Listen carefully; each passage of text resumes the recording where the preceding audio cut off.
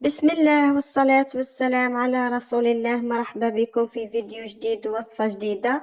اليوم إن شاء الله راح نشارك معاكم حريرة تجي كيما حريرة كيما تاع الناس الغرب، وتجي بنينة ياسر كيما تاع الأعراس، مقادير مضبوطة بكل التفاصيل ننصحكم بها في رمضان. نروح للمقادير وطريقة التحضير. نبدأ بسم الله. عندي نص مغرف كبيرة سمن، 3 مغارف زيت، وحابة بصلة نكونوا مقطعينها عشوائي، يعني مش شرط نقطعوها رقيقة.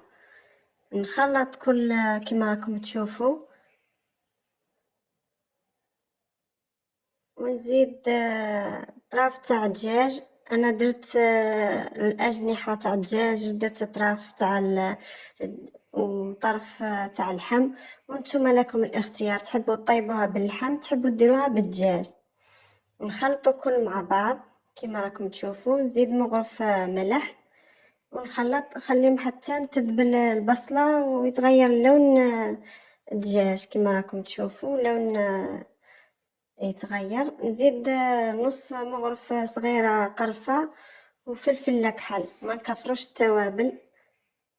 نخلط الكل مع بعض.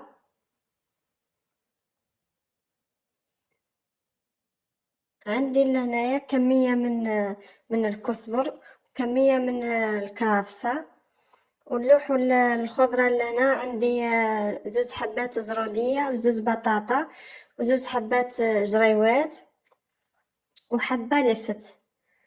نقطعوهم مربعات، يعني عشوائي، يعني مش شرط يعني نقطعوها، يعني اقتراحات الترحة، ثم نقطعوها كما تحبوا.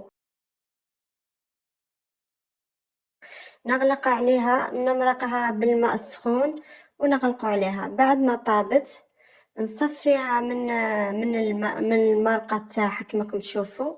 نصفيها، ومن بعد ونحي الطراف تاع الدجاج واللحم، ومن بعد نحيلو العظام الدجاج، ومن بعد نولي نعاود نرجعو للمرقة كما راكم تشوفوا. لهنا نضيف الطراف تاع الدجاج اللي نحيت لهم العظام، ونعاود نرحيها بالميكسر كما راكم تشوفوا، ميكسر برا،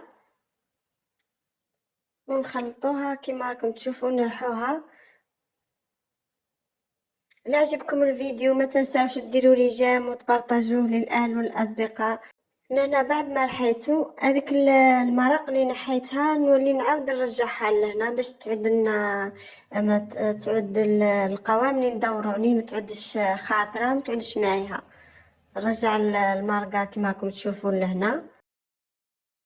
شوفوا كيفاه تعود، تجي ما شاء الله بنة. صدقوني جربوها واعطوني رايكم في التعليقات.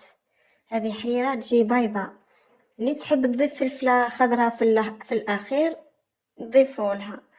وهذه هي كانت سهلة، وصفة سهلة وسريعة، وتقدروا ديروها في شهر رمضان إن شاء الله. كانت وصفتنا لنهار اليوم حريرة تاع الأعراس، حريرة الإكسبريس، بنة عسل، مقادير مضبوطة. ننصحكم بها تجربوها، وما تنساوش ديروا لي جيم للفيديو وتخلوا لي رايكم في التعليقات. إلى الملتقى إن شاء الله.